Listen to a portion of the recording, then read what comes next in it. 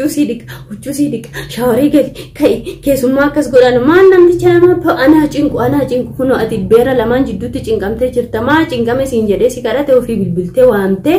namticha hambaa ammallee kanas isaa kanas isatu hafe qilee bartiin tokko ana algarra si bu'a lafuma si cinaa fadhee rafaa ati immoo algarra rafii jechuun maal achi ol kaatee akka abdii gootu sana isa gochuuf moo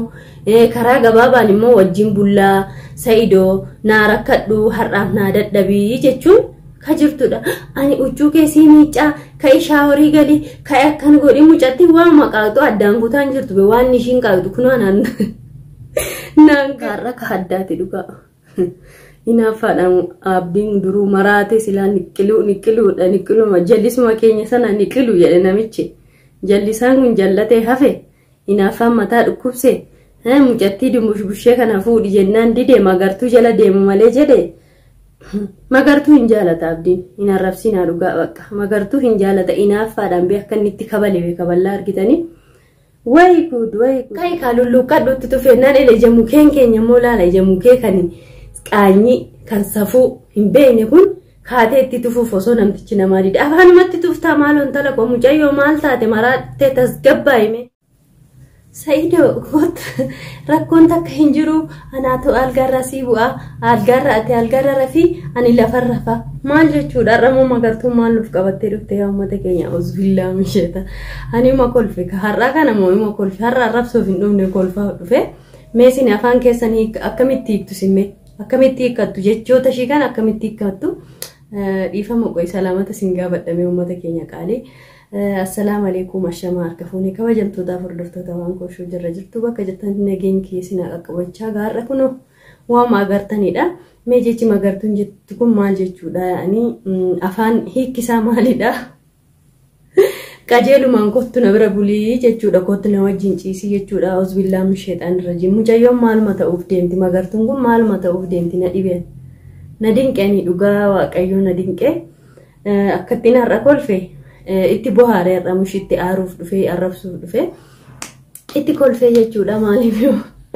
maaliif kolfite kana naan hin jedhina dhugaa nama dinqaa waan nama dinqudha kun waan nama ajaa'ibudha maaliifiyyuu dhugaa dubbatuudhaaf qalbii keessallee ansayir kana jabaa se'aayuu jechuudha nama jabaa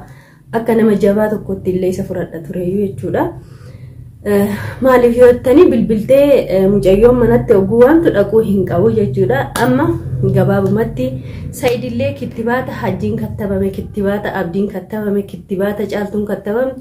kattabame jechuudha namticha amma mee akkam ishii godha mucatti akkam jecha har'a magartuun uzbillah min shaytaan rajim haraqee wayii dhugde malee maa kophaashee haasa'an jirtu har'a magartuu maaliifiyyuu aga fedhellee maraattu aga fedhellee waan fete jettu jechoota akka har'a fayyadamtee argeen beeku dhugaa dubbatuudhaaf maaliifiyyuu mee maal jechu yaa rabbi kiyyati na baasi yani maal kolfa kana ka kolfanii miti kun shanyii namaatti deebi'ayyuu dhugaa dubbatuudhaaf namtichi harkaan qabu siin jedhani namtichi jaama siin jedhamu maal afaan argeen xaragatu sii xaragu malee Saidoo sii xaragu malee jette yaa rabbi yaa Allah edimee keenya nu dheeressi malee ganaa waan hedduu arginaanii Said kana garuu akkatti hin eegneenanii jechuudha tu Saidoo wallahi ani itti aare dhugaa rabbi har'a jechuudha nama jabaa kana se'ee isa fudhadhaa tureeyyuu maal moji ganda seerii fi ganda jinnii jala deemamma kana shakkuu dadhabe kana akiid dhibbaan dhibammoo jaartiin hajjii aararraa qabdi asii dabittee mana keessallee Saidiif yookiin immoo hajjiif yookiin abdiif jetteellee ishiinuu tartiiba godhataa turteeyyuu ishiitu natti ergellee jedheen shakku mee magartuun kun Saiduma kana eessatti beekti akkanatti gurshaadhaan namticha namaa cuqqaalte ajjeefte bar gurshaa fi jaalalli yoo dhibbate bareeda natti fakkaate akka ishiin jettetti akkas na fakkaate gurshaadhaan axxaaddaftee namicha namaa innillee akkuma hajjiin keenya gizee tokko waan marge agbas godhee nyaata innillee takka fursaa soon kennin namticha namaatti cuqqaalte hin tuftu amma liqimsite naannofte silaa siyyuu beerri gamaa sitti duulaa irti immoo amma ka haftee isa ishiin kunillee sitti dabalamte asumaanis ka ayyuu biraan nagaa ayyuun qawsiidha hin qawwasti yaa waa'ee Saidoo kanarratti numa qawwasti jaalalaafillee miti an ayyuullee hin deeggaru baay'een keessan ayyuu deeggartanii an ayyuu hin deeggaru maaliif Saidin jaalattu maallaqa jaalatti Asumaanis riwaayaa iyyullee baay'ee haasa'uun barbaadu jechuudha.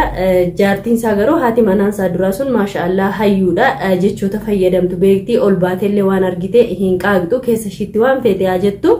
ol baaftee nama muufachiiftu. Asumaanis sheer godhaati gaa ayyuun akka Sa'iidoon haadha manaa sadaffaa Yemen irratti godhataa jiru biraan nagaa jechuu barbaada. Wayne gude Sa'iid wallahi Sa'iid akkana shawwadameera akkanatti qilee seene bakka Sa'iid. A'udhu billahi minash shaytaanir rajiim. Immoo asumaanis illee abdii keenyas immoo na ajaa'ibe abdiinis wallahi inaaffaadhaan kan hiddi kun ol dhaabbate. Eda abdiin magartuu ni jaalata uummata keenya sin zimmettanii jalaa darrabsina abdii har'a argeen amma sin kolfaa fi gochaa ishiin gochaa jirtu bichaa ilaalii nama magartuu jechuudha. Magartuu sirriitti jaalataan abdiin. Han sin jaaladhu sin fedhoodha malee maa gorshita kai deemi Sa'iidoo kai deemi diqaalaa kee guddifattetti kai deemi jechaara bar deemi jedheen bakka hiriyaasaa sanaa itti aaree jibbee du'e. Ani maaluma godha jiru dhaalumta abbaa argitee koottaa itti bilbiltee yoo si waamte maa jala deemtu jedha biraan na dhibee jira amma. Yaa rabbi kiyyatti namaa akira ammoo maal jedhee abdiin kiyyallee gowwaa kai kaalulluuqqadhuutti tufeennaan ele jamukeen keenya immoo laala jamukee kanii. Qaanyi kan safuu hin beekne kun kaatee itti tufuuf osoo namtichi namaa dide afaanumatti tuftaa maaloon talaqoo mucayyoo maal taate maraattee tasgabbaa'ime kunoo warri magartuun jijjiiramtee jirti isinumatu fursaa hin kennineefi namni yaa'anii waa tokko yoo balleeffuma sanaanii irra laaltanii dhiifaman gootaniif warri ettan eessa jirture kana balleessaa shirra deebi'aa jira billa aleekum tokkoon lakkoofte takka uummata siiriidhaan jaanjofsuuf kadeemaa jirtu kana magartuun jijjiiramte jettan maaltu jijjiiramni kana mee aadaa keenya keessa duudhaa keenya keessa safuu fi akkasii safuun hin jiru ijoollee safuun beektanii dubartiin akkamii dhiiratti afaan maal jechuudha afaan itti fuun namtichi maaliif bira bakka namticha gabaabumatti ammaafillee sin jaalannee jette maa gabaabumatti na bira bulii si jaaladhaa akkanaan jettuuni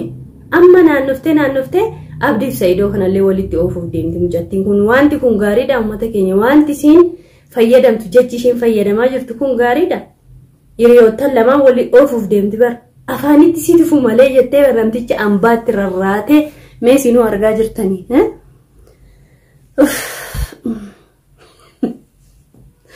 Karama kau makolfaati dhugaa aniin kolfa malee maaluma jedhanii bar iyyeesoo arrabseesoo dadhabee itti dabbarama malee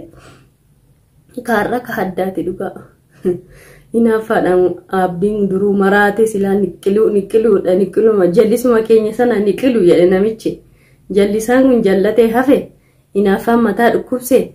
mucattii dumbushbushee kana fuudhi jennaan dide magartuu jala deemu malee jedhe magartuu hin jaalata abdiin hin arrabsinaa dhugaa bakka magartuu hin jaalata inaaffaadhaan bee akka inni itti kaballaa argitanii way good gudee arguu fi beera fuudhuu jedhan namaas hin deessuu namaas hin keessuu jedhan ka akka abdii kana kunoo mee dura hin dhaqu edee amma immoo maraatee magartuu jechaa jira ani mucattiin kun egaa waan ishiin qabdu billaa aleekum ani waan akka ta'e illee naa galaan jiru Uma kolfee garuu har'a koositti tufu malee isatu na dide malee anasitti tufa bar Sa'iidoo kiyya jaartii akka qabu beektan yennaan nin beeka ayyuu fi Sumeeyyaa jetti immoo sanuu afaan guuttee qabaatu ijoollee keessa fidinan guddisaa mucayyoon akkam qaaqxi fursaayyuu namaa kennaan jirtu maal taate irraan qawwaste magartuun duraa qawusiidha yaani Garuu akka har'aa kana haasofteen beektu akii farshoo yookiin araqee wayii dhugde malee mucaan kophaa haasa'an jirtu jechuudha. Sa'iid wallahi jidduutti waan ta'u dhabe yoo achii baheeyyuu nama ta'eef rabbiin haa galateeffatu garuu ganda akkasii osoo dhaabbatu baate namni hayyuudha nama guddaadha ijoollee isaatiif biyyatti zoora'ee dhodaanii dubartii jala deemus ni beeka jechuudha mucaan kun dhiifama naaf godhaati mana sana dhaquu hin qabu ture abbaan fedhe yoo bilbilee Biyaansa abdiin iyyuu ka achi badee hafeef waan isaan taaneef mana isaa sana keessa bahee kan badheetti hafee amma bakka biraa kireeffatee jiru sodaa fi shakkii irraa kaka'edha innis illee amma achuma deebi'uuf deema sirriin jiru abdiinis ta'u maaliifutti deebi'eera siriirra immoo jaalala guddoo qaba jechuudha garuu ani na ajaa'ibe hiriyoottan sadanuu dayyuusa ta'anii nadhuma jala shunguuqaa ooluun kun anaaf naaf hin liqimsamne dhiifa mallee naaf godha asirratti jechan taane fayyadamuu danda'a. Dhiirti dhiira taate yoo dubartii jalaan hafimmaan dubartii siirii osoo jennu osoo dhagahu akkamitti deemee achitti gurshaa fi maali nama gurshaa sana nyaateeyyuu achi ka'aa hin ka'u maaltu ta'a wanti hin taane nu wanti beeknu takkittiin hin jiru jechuudha. Hundaafiyyuu nuun wanti nu naqu hin jiru. Ani kunoo kanaafini ganda sana hin naqu asirra baatanii iyyuu bichaa miti deemaati gargaara abbee deemaa bira dhaabbadhaa caaltuu bira dhaabbadhaa warri azzantanii fi warri gadditaniif barreeffama barreessitan sana dubbisuu ishiin diddaafuu gubattanii akkana irra jechaa miti asirra aniin kun immoo maaltu qaamaan nageessee kunoo siiriidhaan na jaanjesse anaan dhaqinaan hin jedhiinaa dhugaa isinitti hima jechuudha. Hin dhaqu osoo ishiin duuteeyyuu qabrii ishiyyuu hin deeman mana sanatti caaltuun illee taatu jechuudha. Maaliifiyyuu namni fagoo taa'ee waan hedduu namaan jedha ani waan jedhee isaan gargaarus hin qabu waan godhee isaan gargaarus hin qabu uummanni magaalaa kanaa mataan nagaan dalagu nama cinqu uummata cinqii jedhee namni ofirraa nu jibbee jira. Kanaafiyyuu ani waan nagalchuu takka hin jiru anitti zanaa jedhee kunoo kan akka har'aa kanaa afaanitti si tufu malee jedhanii afaan sooftiidhaan namaa xaraganii kana kittibaata ajaa'ibaa kana namaa kennuu kanarraa rabbi isinaa baraaroo ani keessa hin jiru. Yelloo ubbatimmoo gomman baxeenaan ijoollee kiyya guddifadhaa fagoodhuma ta'a warreen na jibbitan illee na jibbaa malee anganda sana miilli kiyya na ejjetu abbaan fedhe na jibbu maaliifiyyuu nama kana waamtanii ofitti gorsitanii kun siin ta'u jettanii lakkinaa ta'a jedhee yoo abbaan itti dhidhime yoo ana naqee nan naqu kunoo namtichi nama jaba nama guddaa namni kun bakka eessatti deemee dubartii isaa soqatee ijoollee isaatiif jedhee biyyaa biyyatti deema jabaadha jedhee anjabeessee kabajaa guddaa qabuuf Sa'iidoon kunoo iddoo bada iddoo gadhee dhaabbate eega Sa'iidii ani nan naqu ani hin dhaqusi warri maaliif hin dhaqne maaf hin gargaarree uummata kana naan jettan immoo rabbiin isaanaa gargaaru malee ani kana keessa hin jiru siniin jedha ani immoo durumarraa siniin jedhe magartuun takka nama funaante jaartii hajjiidhaaf nama as rakkabuuf malee nagaaf mana sana taa'aa hin jirtu kunoo Sa'iid maalitti beekti billaa aleekum amma Sa'iid jaalatteetumoo maali mucattiin kun waan nuti isaanii hiikumti isaanaaf naan gallemee warri hiikni mucayyoon har'a haasoftu kun isinii gale komantii jalatti naa barreessaa naa galaa hin jiru jechuudha. Maaliifiyyuu akkamitti dubartiin tokko ana algaarraa sii bu'aa lafuma si cinaa fadhee rafaa ati immoo algaarra rafii jechuun maal achii ol kaatee akka abdii gootu sana isa gochuuf moo karaa gabaabaan immoo wajjin bullaa Sa'iidoo naa rakkadhu har'aaf naa dadhabii jechuun kajirtudha. Ani uchuu keessii miicaa ka shaaworii gali ka akkan godhi mucatti waan maqaatu addaan kutaan jirtu be waan ishiin qaatu kunoo naan galle uchuu sii dhiqa shaaworii gali kai keessummaa akkas godhan maan namticha nama anaa cinqu kunoo ati beera lamaan jidduutti cinqamtee jirta maa cinqame siin jedhee si kadhate ofii bilbiltee waamtee namticha hambaa ammallee isaa kanas isatu hafe qileetti naquufi ani Sa'iidoo kanaafis wanti nani dhaamu deemi biyya kanaa baate maaltu zoorsee si fidatis oduma namaa jettee dhufte moo dhuguma dhalchitee qabda ta'e rabbii fi situ beeka. Kana yoo ilma halaalaa ta'e rabbi siif haa guddisu yoo ilma haraamaa ta'e immoo siif abbaa gaafatu rabbitu gaafata kana nu waan nu naqe hin jiru amma garuu fayyaa kee qabadhu deebii gara biyya keetti wanti yeman kana keessatti si hafe tokkittiin hin jiru beerri walii galtee asitti sin dhamaasuuf deemti. Dayyuusa hin ta'ina nama narrabsiisina ofillee narrabsiisina a'uuzbillaa min sheexaanir rajiim kan sinirra jiru jinni Allahu alam rabbi sinirraa haa kaasu. Egaa hordoftootaaf kabajamtoota keenya har'a xiqqoo bohaarree nu bohaarsanii ani viidiyoo kanallee dhiyuma kana argee anna jibbisiisaa jira sooshaal miidiyaa iyyuu dhugaa dubbatuu fi waan arginus baay'ee namaan liqimsamu keessatti wanti magaalaa kana biyyi waluma nyaataa waluma ajjeesaa waltuma jinniitu ka'eensi magaalaa kana keessatti rabbi gaa kana hundarraa nu haa baraaru isinirraallee haa baraaru.